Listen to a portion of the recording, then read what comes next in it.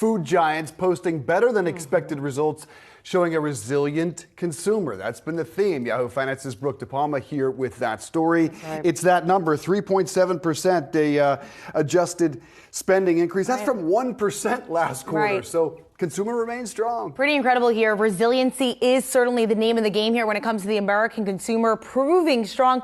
Let's help prove this. Let's take a closer look at three companies that reported today. Let's kick off with Keurig Dr. Pepper. Quarterly earnings beat estimates this morning. They're the beverage giant known for brands like Canada Dry and 7-Up. Clearly had some pricing power here, especially when it comes to the U.S. refreshment beverages category. Net sales for the first quarter within that category up 12.7%, but they also saw a 0.2% increase in volume and mix. Another company out today, Hershey's, of course, known for those chocolate bars.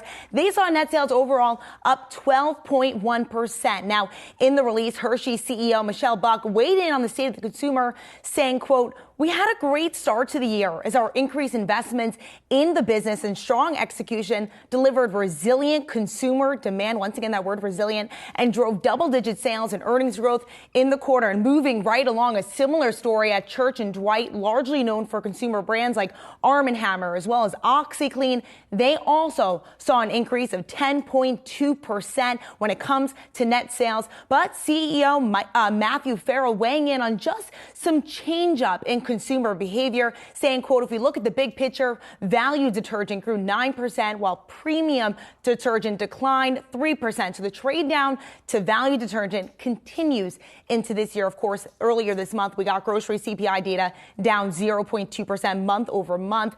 But this is far down from what consumers saw earlier this year.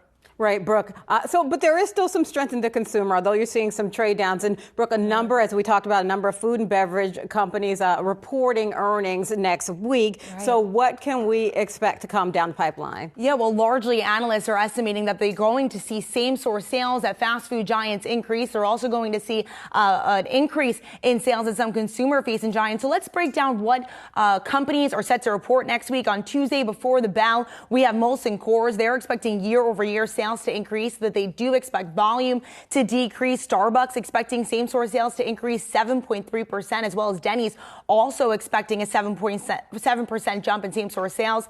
On Wednesday before the bell, we have Wingstop. We also have Kraft Heinz. We also have Yum Brands. For Wingstop, they expect a 9% same-store sales jump. When it comes to Kraft Heinz, they expect revenue to increase, but volume to drop. Of course, they've been largely criticized for raising prices this year, as well as Yum Brands. Of course, that's Taco Bell, that's KFC, that's Pizza Hut. They expect same-store sales increase of 6%. And Thursday, it does not stop on Wednesday. Let's continue right into Thursday. We're also expecting Budweiser, revenue expected to increase there. Volume also expected to increase, surprisingly. Papa John's, though, they expect a decline right now in same-store sales. We'll be following that one closely. And Shake Shack, they expect same-store sales up nearly 9%. So certainly lots on the docket ahead next week when it comes to the state of the consumer expected. Of course, this week we heard from McDonald's, we heard from Domino's, and certainly consumers are very conscious on what value they're looking for as well as their spending power here.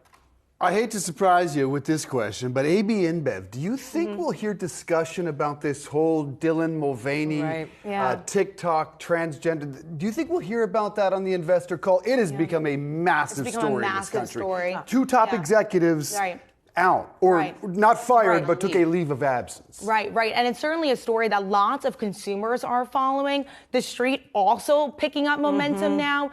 But at the same time, whether or not they'll mention it, unclear right now. We've heard other sort of TikTok viral moments that have happened online, and then they're not necessarily mentioned in earnings call. So it's something that I'm going to be looking out for as sort of keeping a pulse on the state of the consumer. But also, I think that the everyday person might be waiting for the company to say something too. Right. This is an investor story, so I hope we hear something about it. Great job, Brooke. Thank you. Thank you.